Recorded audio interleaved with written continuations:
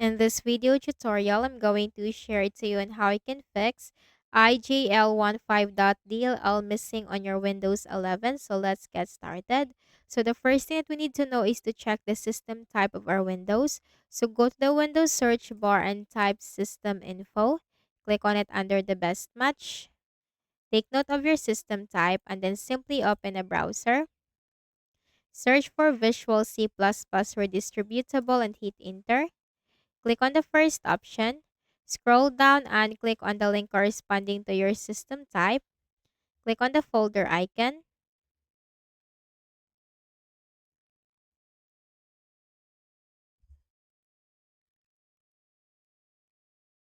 and then double click.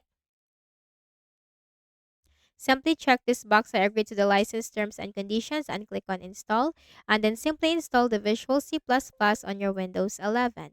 Next method, go to the Windows search bar and type CMD.